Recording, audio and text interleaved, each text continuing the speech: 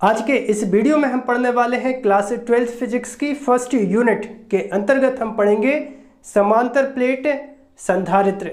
तो जल्दी से कॉपी पेन निकालिएगा और हेडिंग लगाइएगा समांतर प्लेट संधारित्र। समांतर प्लेट संधारित्र, इंग्लिश में इसको बोलते हैं पैरेलल प्लेट कैपेसिटर। तो इंग्लिश में भी हेडिंग लगा लीजिएगा पैरेलल प्लेट कैपेसिटर।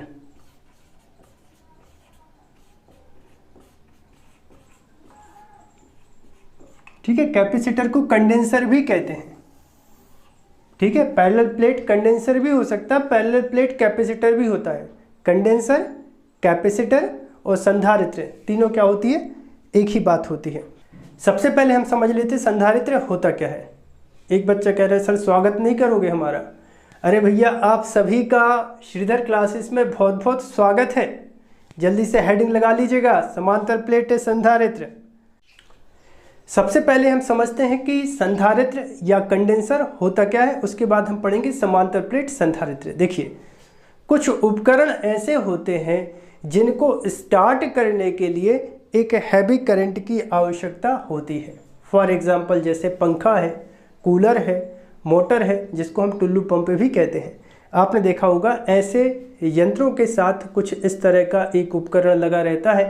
देखा है आप सभी ने ऐसा? अगर देखा है तो कमेंट करके बताइएगा। ठीक है, तो इस तरह का उपकरण लगा होता है, इसको हम बोलते हैं कंडेंसर या संधारित्र बोलते हैं। अब इसका काम क्या होता है? इसका काम होता है इलेक्ट्रिकल एनर्जी को स्टोर करके रखना और ज़रूरत पड़ने पर एक बार में उस उपकरण को दे देना ताकि वो क्या हो, स्टार्ट हो जाए। अब हमें पढ़ना क्या है? हमें पढ़ना है समांतर प्लेट संधारित्र। जैसा कि नाम ही में स्पष्ट है, समांतर प्लेट मतलब दो प्लेटें होती हैं। इसकी यदि संरचना की बात करी जाए या कंस्ट्रक्शन की बात करी जाए तो समांतर प्लेट संधारित्र में कितनी प्लेटें होती हैं? दो प्लेटें होती हैं। इस तरह से हम दो प्लेटें ले लेते हैं, ये एक प्लेट और इससे कुछ दूरी पर एक दूसरी प्लेट समांतर क्रम में रखी होती है। दोनों प्लेटों का क्षेत्रफल लेना है तुम्हें एक समान। ठीक है, समांतर प्लेट संधारित्र की दोनों प्लेटों का जो क्षेत्रफल है वो कैसा रहेगा? एक समान रहेगा। इसका क्षेत्रफल a है तो इसका क्षेत्रफल भी a रहेगा और दोनों प्लेटें एक दूसरे से बहुत कम दूरी पर, ज़्यादा दूरी पर नहीं, बहुत कम दूरी पर स्थित होती है। तो यहाँ पर इन दोनों प्लेटों की जो बीच की दूरी है वो ले लेते हैं हम d। क्या बोल रहे हैं? Small d less than a। d का मान कैसा होता है? बहुत कम और a का मान होता है बहुत ज़्यादा। ऐसा भी हम मान सकते हैं कि दूरी की तुलना में इनका जो आकार है वो अनंत होता है। बच्चों, जो अनंत होता है वो एक रिलेटिव टर्म होता है जो डिपेंड करता है कंडीशन पर। यहाँ पर देखो, दूरी बहुत कम है, आकार ज़्यादा, तो प्लेट का आकार कैसा हो जाएगा? इस दूरी की तुलना में अनंत हो जाएगा। इसको हम ऐसे समझ लेते हैं, जैसे कांच का एक बर्तन है और उस बर्तन में मान लीजिए पानी भरा है और उस बर्तन में हम एक छोटा सा कंकड़ को डाल देते हैं, तो उस कंकड़ की तुलना में जो पानी का विस्तार है वो कैसा हो जाएगा? अनंत हो जाएगा। या फिर ऐसा समझें हम कि एक चींटी के सामने एक हाथी खड़ा है, तो चींटी के लिए हाथी का आकार कैसा दिखाई देगा? अनंत आकार का दिखाई देगा। उसी प्रकार से यहाँ पर ये जो दूरी है वो आकार की तुलना में बहुत कम है, अतः इन प्लेटों का जो आकार है वो इसके लिए कैसा हो जाएगा? अनंत हो जाएगा। ठीक है, सो ये अनंत किस पर डिपेंड करेगा? कंडीशन पर डिपेंड करेगा। अब इसके बाद देखिए, इस प्लेट को हम नाम दे देते हैं x और इस प्लेट को हम नाम दे देते हैं y। अब प्लेट जो x है इसको हम देते हैं प्लस q आवेश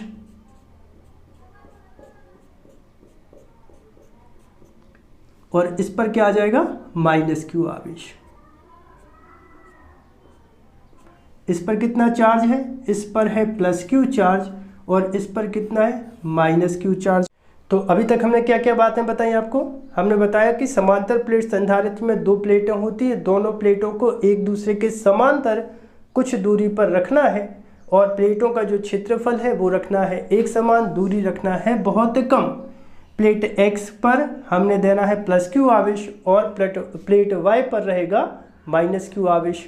अब दिमाग में प्रश्न उठता होगा कि सर ये जो संधारित्र है इस पर आवेश कैसे आ गया? अब इसकी कहानी अलग अलग बुक में अलग अलग लिखी है। पहली कहानी देखो जरा, जैसे समांतर प्लेट संधारित्र की ये दो प्लेटें हैं। अब इन दोनों प्लेटों के बीच में हम एक लगा देते हैं बैटरी, ठीक है। बैटरी का ये ऋण इलेक्ट्रोड हो गया, ये धन हो गया। भी पोटेंशियल की हमने एक बैटरी लगाई है। यहाँ पर ये x प्लेट है, ये y प्लेट है। अच्छा देखो, बैटरी का काम क्या होता है? बैटरी का काम होता है इलेक्ट्रॉनों को चलाते रहना। अब जो प्लेट x है ये काय की है? धातु की है। धातु में क्या होते हैं? मुक्त इलेक्ट्रॉन होते हैं। तो ये जो प्लस है इस प्लेट x के मुक्त इलेक्ट्रॉन को क्या करेगा? अपनी ओर आकर्षित करेगा। मुक्त इलेक्ट्रॉन को आकर्षित करेगा तो यहाँ से एक इलेक्ट्रॉन निकला, ये निकल कर जा रहा है और इस प्लेट पर आ गया इलेक्ट्रॉन। अब यहाँ पे आ जाता है माइनस। अब इससे इलेक्ट्रॉन निकला है तो यहाँ पर क्या बनेगा? प्लस बनेगा। अब मान लीजिए यहाँ से 3 इलेक्ट्रॉन और निकले तो यहाँ पर कितने ऋण आ जाएंगे? 1 2 3। तो यहाँ पर कितने धन बढ़ जाएंगे? 3। धन धन और धन। तो इस तरह से जो संधारित्र होता है वो कैसा हो जाता है? चार्ज हो जाता है। दूसरी कहानी ये है कि ये जो कंडेंसर है पहले से चार्ज है, इसकी एक प्लेट पर +q आवेश और दूसरी प्लेट पर है -q आवेश, पहले से चार्ज है। तीसरी कहानी बच्चों ये बनती है, कि देखो समांतर प्लेट संधारित्र की दो प्लेटें हैं, ठीक है। एक प्लेट है x और एक प्लेट है y। प्लेट x को हमने +q आवेश दिया, किसी तरह बैटरी से दिया मान लीजिए, तो इस पर क्या आ जाता है? +q आवेश आ जाता है। अब बुक में लिखा रहता है प्रेरण के कारण चालक प्लेट y के निकटवर्ती तल पर, माने x के पास वाले तल पर आ जाता है -q आवेश और दूरवर्ती तल पर आ जाता है +q आवेश। यहाँ पर आ जाता है +q आवेश। अब क्या करना है? चालक प्लेट y को कर देना है पृथ्वीकृत। क्या किया? चालक प्लेट y को पृथ्वीकृत कर दिया तो यहाँ पर ये जो +q आवेश था ये कहाँ चला गया? पृथ्वी में चला गया और इस प्रकार चालक प्लेट y पर केवल -q आवेश शेष रहता है। तो देखो, यदि आपसे कोई पूछे कि समांतर प्लेट संधारित्र पर कितना आवेश होता है तो आपको 0 नहीं बोल देना, क्योंकि यहाँ पर प्लस प्लस इस पर माइनस, तो आप 0 बोल सकते हो, तो 0 नहीं बोलना है। चार्ज हमेशा लिया जाता है प्लेट जिस पर पॉजिटिव चार्ज है, +q आवेश चार्ज बोलना है। Charge on capacitor is +q, ठीक है। अब आगे देखो, यहाँ पर क्या है? प्लस और यहाँ पर क्या है? माइनस। अब आपने देखा होगा विद्युत बल रेखाएं पढ़ी है। विद्युत बल रेखाएं हमेशा धनावेश से प्रारंभ होती हैं और ऋणावेश पर समाप्त होती हैं। तो मतलब ये हुआ कि यहाँ से विद्युत बल रेखाएं प्रारंभ हो जाएंगी जो धन से ऋण की ओर जाएंगी। इसका मतलब क्या हुआ? इसका मतलब हुआ कि चालक प्लेट x और y के बीच में विद्युत क्षेत्र बन जाएगा, बाउंडेड विद्युत क्षेत्र बन जाएगा। ये तो बहुत बढ़िया बात है। यहाँ पे क्या बन गया? एक विद्युत क्षेत्र बन गया। अब विद्युत क्षेत्र कितने बनेंगे? विद्युत क्षेत्र बनेंगे 2। एक तो देखो प्लस के कारण, +q आवेश के कारण विद्युत क्षेत्र बनेगा, उसको हम E1 बोल दे रहे हैं, ठीक। दूसरा -q आवेश है तो उसके कारण भी विद्युत क्षेत्र बनेगा, उसको हम E2 बोल देते हैं। अब विद्युत क्षेत्र या विद्युत क्षेत्र की तीव्रता की दिशा क्या होती है? जल्दी से बताओ, इंतजार कर रहे, कमेंट करके जल्दी बताओ। विद्युत क्षेत्र की तीव्रता की दिशा क्या होती है या विद्युत क्षेत्र की दिशा क्या होती है?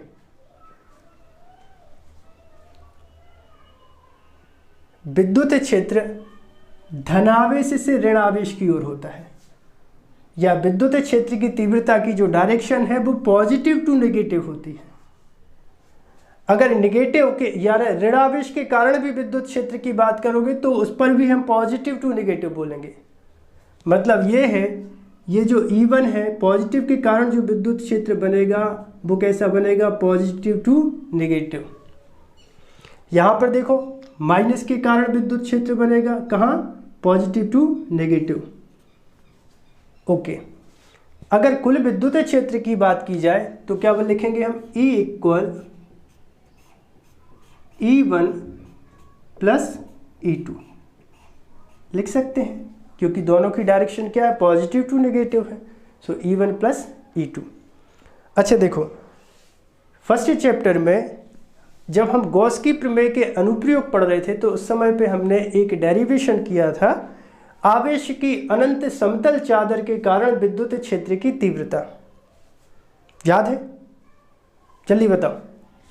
आवेश की अनंत समतल चादर के कारण विद्युत क्षेत्र की तीव्रता। बोलो सर कुछ याद नहीं, आप ही बता दो। चलो देखो, आपने पढ़ा था E equal sigma upon 2 epsilon not. बोलो सर वो तो आवेश की अनंत समतल चादर के कारण विद्युत क्षेत्र की तीव्रता थी, यहाँ पर कहाँ है? तो बच्चों सुनो, यहाँ पर यदि एक प्लेट की बात की जाए, प्लेट हम x लेके चले तो दूरी की तुलना में इसका आकार भी तो अनंत है। इसको भी हम तो ऐसे लिख सकते हैं, ये इस तरह से आवेश रहेगा इस पे, तो ये भी एक तरह से आवेश की अनंत समतल चादर की भांति ही तो व्यवहार कर रही है, बस अंतर क्या है, एक पर प्लस है और एक पर माइनस है। तो आवेश की अनंत समतल चादर के कारण विद्युत क्षेत्र की ये वाली तीव्रता का सूत्र लगा सकते हैं, लगा दें? चलो ठीक है, तो यहाँ पर हो जाएगा, क्या हो जाएगा, sigma upon 2 epsilon not plus sigma upon 2 epsilon not. Okay,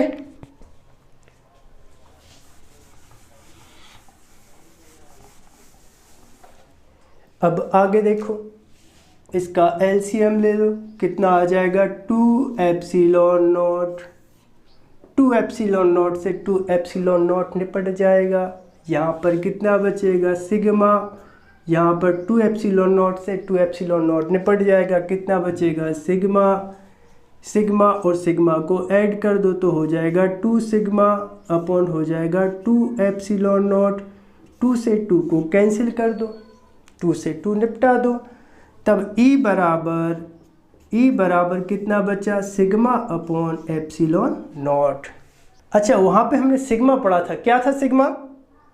sir आवेश का पृष्ठ घनत्व। वायर लोग तो बहुत होशियार हो। क्या है सिग्मा? सिग्मा है आवेश का पृष्ठ घनत्व। अब आवेश के पृष्ठ घनत्व का सूत्र क्या होता है, सिग्मा बराबर Q अपॉन A। आवेश के पृष्ठ घनत्व बराबर होता है आवेश बटे क्षेत्रफल, मान यहाँ पर रख दो, तब कितना बन जाएगा, E बराबर Q अपॉन A और अपॉन हो जाएगा एप्सिलॉन नॉट। या फिर इसको हम लिख सकते हैं E बराबर Q upon A epsilon not. इसको देते हैं समीकरण 1। ओके, E बराबर Q upon A epsilon not बचा। क्लियर इतनी बात? जल्दी से पूरा समझ लो एक बार।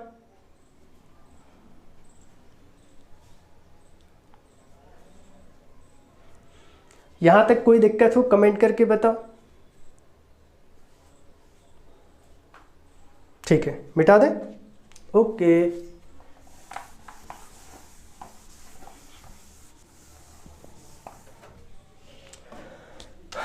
कितना बचा है, E बराबर Q upon A epsilon not. ये समीकरण 1 था, इसको भी यहाँ से हम मिटा देते हैं, ठीक है ना। तो आवेश का पृष्ठ घनत्व, अगर इसके आवेश के पृष्ठ घनत्व की बात करें तो सिग्मा लिख सकते हैं, और इसके आवेश पृष्ठ घनत्व की बात करें तो माइनस सिग्मा लिख सकते हैं। दोनों के कारण जो विद्युत क्षेत्र बनेगा वो बनेगा E बराबर Q upon A epsilon not. अच्छा देखो, अब हमने एक सूत्र पढ़ा है, विभवांतर बराबर क्या होता है। एक विद्युत क्षेत्र की तीव्रता का सूत्र पढ़ा था, E बराबर V/d। याद आया? याद आया हो सो ठीक, नहीं तो डिस्क्रिप्शन में लिंक है, तो वहाँ से जाके आप ये वीडियो देख सकते हो। E बराबर होता है V/d। E का मतलब विद्युत क्षेत्र की तीव्रता बराबर विभवांतर बटे दूरी, विभवांतर के बराबर करो। सो विभवांतर बराबर करोगे तो कितना हो जाएगा, तीव्रता गुणा दूरी, लिख सकते हैं ऐसा। अब आगे देखो, या V बराबर E का मान, E का मान कितना है, Q/A/ε0 गुणा कितना, दूरी। अब देखो, यदि इसे संधारित्र की धारिता की बात की जाए, ठीक है, समांतर प्लेट संधारित्र की धारिता, तो धारिता को किससे दर्शाते, C से। C बराबर कितना होता है, Q/V। V का मान पहले से यहाँ पर रख दो, कितना बन जाएगा, C बराबर Q/ कितना हो जाएगा ये, QD/A/ε0। Q से Q को कैंसिल कर दो, तब कितना बचेगा, C बराबर ε0A/d।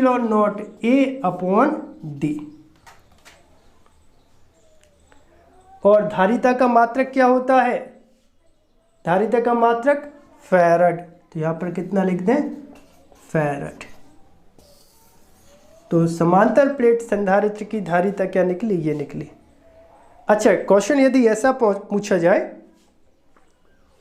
कि समांतर प्लेट संधारित्र की धारिता के लिए व्यंजक प्राप्त कीजिए तथा इसकी धारिता की निर्भरता बताइए, तो समांतर प्लेट संधारित्र की धारिता डिपेंड करेगी दूरी पर,